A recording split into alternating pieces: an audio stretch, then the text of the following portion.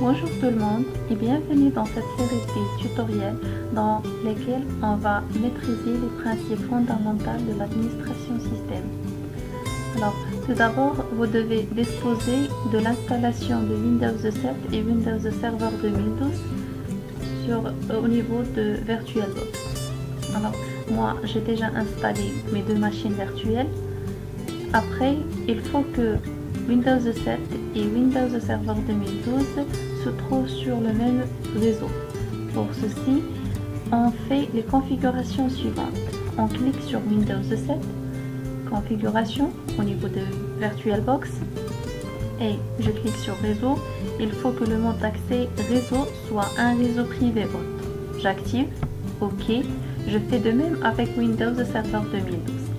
Une fois c'est fait, je me dirige vers le centre de partage réseau au niveau de ma machine réelle et je vais modifier l'adresse IP de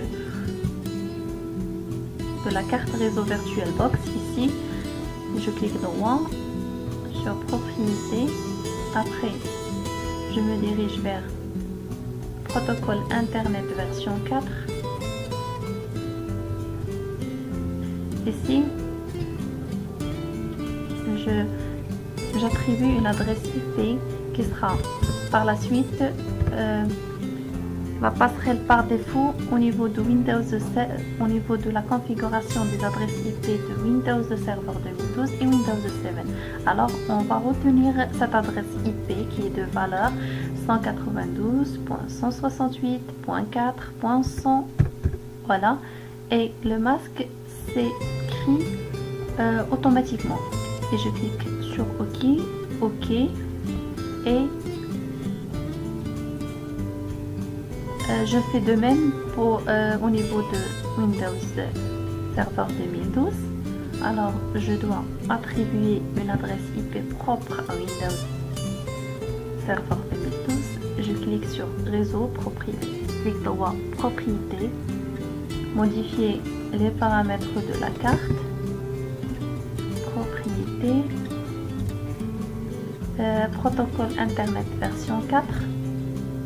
Ici, j'attribue une adresse IP qui sera par la suite l'adresse IP propre de Windows Server 2012 qui est de valeur 192.168.4.101. Ici le masque et ici je dois écrire l'adresse que je viens de configurer au niveau de la carte réseau VirtualBox .4.100 et je clique sur OK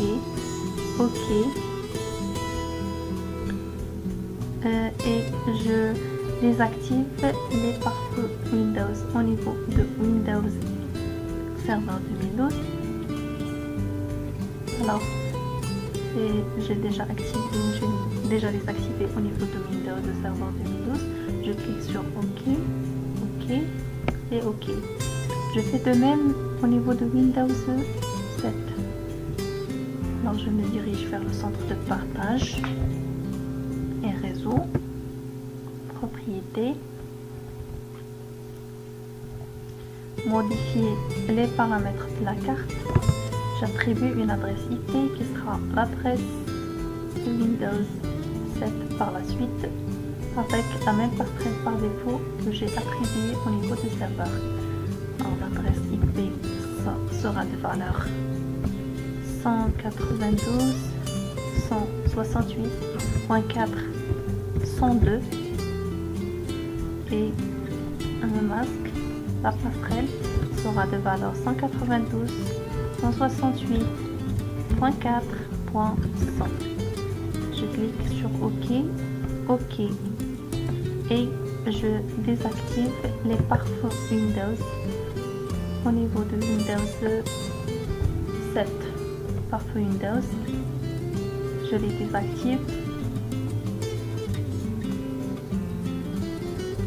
Alors, ils sont activés, désactiver le pare-feu et désactiver. Je coche les deux boutons et je clique sur OK. Après, je me dirige je reste sur Windows 7 et j'effectue un ping au niveau de l'indice de commande ZMSD. Un ping vers le serveur. Ping l'adresse du serveur. 168.4.101.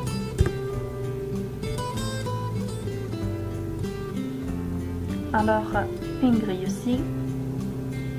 4 reçus, 4 envoyés, 0 perdu. Donc, je viens de configurer mes deux machines sur le même réseau. Merci pour votre attention et je vous retrouve dans la prochaine vidéo pour parler de l'utilité de la commande NetUse.